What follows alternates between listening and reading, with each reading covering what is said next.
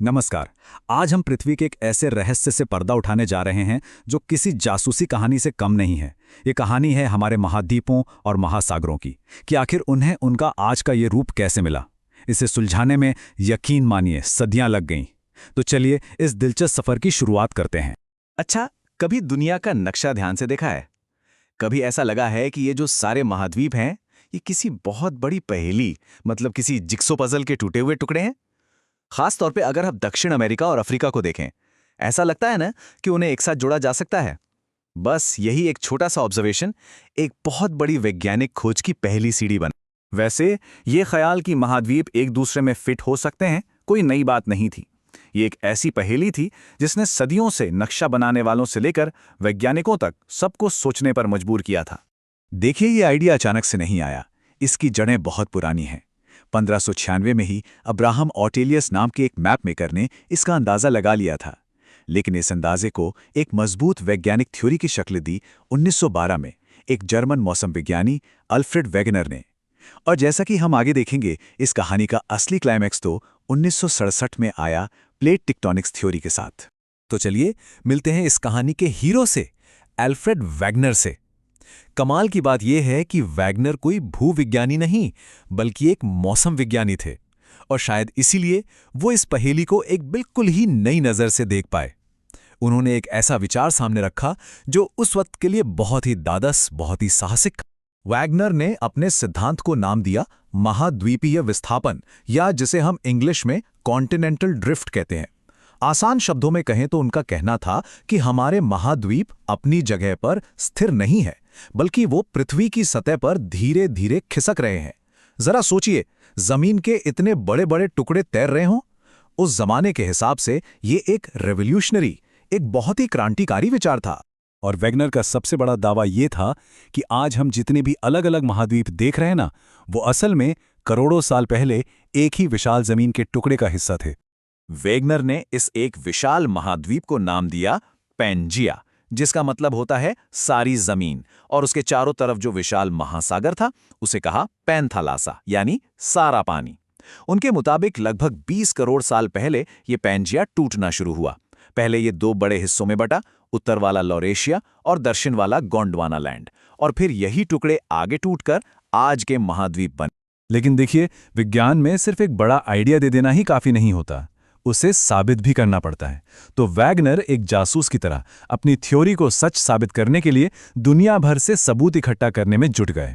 और वेगनर के सबूत वाकई हैरान करने वाले थे। पहला सुराग तो साफ साफ दिख रहा था, महाद्वीपों का जिग्सॉ फिट। दूसरा सुराग छिपा था चट्टानों में।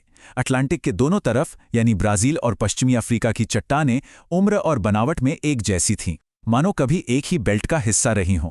फिर उन्हें भारत और ऑस्ट्रेलिया जैसे गर्म देशों में ग्लेशियर से बनी चट्टानें मिली, जिन्हें टिलाइट कहते हैं।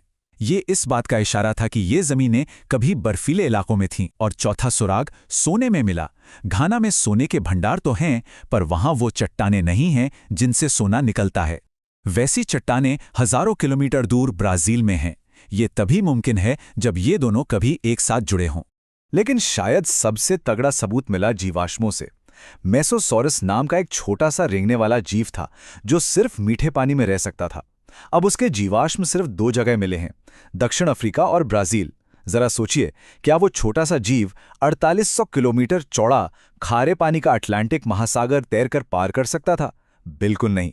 इसका तो एक ही मतलब हो सकता है कि ये दोनों जमीनें कभी आपस में जुड़ी हुई थी।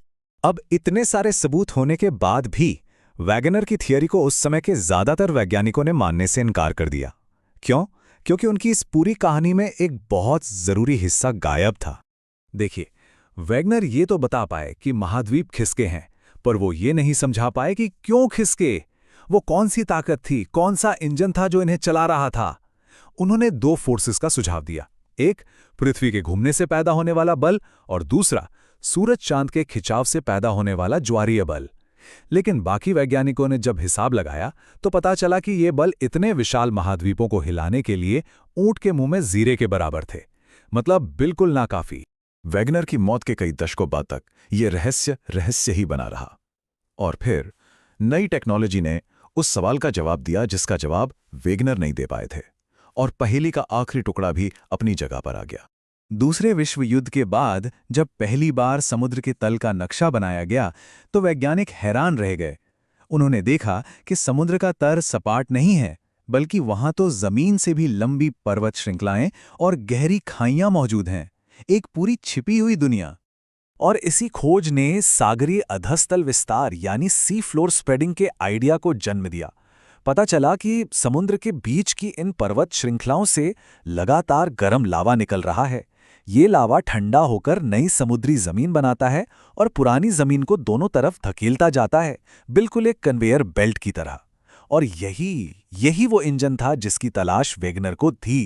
इन सभी खोजों को मिलाकर बनी आज की सबसे मॉडर्न और एक्सेप्टेड थियोरी, प्लेट टेक्टोनिक्स। ये थियोरी कहती है कि पृथ्वी की ऊपरी कठोर परत, जिसे लिथोस्फीयर कहते हैं, वो एक नहीं बल्कि कई बड़े बड़े टुकड़ों में टूटी हुई है। इन्हीं टुकड़ों को हम टेक्टोनिक प्लेट्स कहते हैं।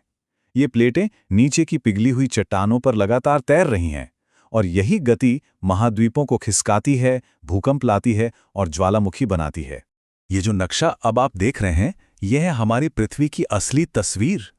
ये जो लकीरें दिख रही हैं, यही वो विशाल टेक्टोनिक प्लेट्स हैं। असल में महाद्वीप खुद नहीं चल रहे हैं, वो तो बस इन विशाल प्लेटों के ऊपर बैठे हुए यात्री हैं, और ये प्लेटें उन्हें अपने साथ बहाकर ले जा रही हैं। हमारी पृथ्वी की सतह मुख्य तौर पर इन 7 बड़ी प्लेटों में बटी हुई है। इनमें प्रशांत प्लेट जैसी विशाल प्लेटें हैं जो लगभग पूरी तरह समुद्र के नीचे हैं, तो वही यूरेशियन प्लेट जैसी प्लेटें भी हैं जिन पर हम जैसे अरबों लोग रहते हैं। इनके अलावा भी कई छोटी छोटी प्लेटें हैं जो इस पूरी पहेली को मुकम्मल करती हैं। और जहां जहां ये प्लेटें आपस में टकराती हैं या एक दूसरे से दूर जाती हैं, वहीं पर धरती की सारी बड़ी हलचल होती हैं। प्रशांत महासागर के चारों ओर का रिंग ऑफ फायर इसका सबसे बड़ा उदाहरण है, जहां दुनिया के 75% ज्वालामुखी और 90% भूकंप आते हैं। मतलब प्लेटों की ये बाउंड्री ही वो जगह है जहां सारा एक्शन होता है। तो चलिए एक बार पूरी कहानी को फटाफट दोहराते हैं। शुरुआत हुई एक रहस्य से, महाद्वीप एक साथ फिट क्यों होते हैं। फिर आए वेगनर अपनी कॉन्टिनेंटल ड्रिफ्ट थियरी के साथ, जिसमें सबूत तो थे पर इंजन का पता नहीं था।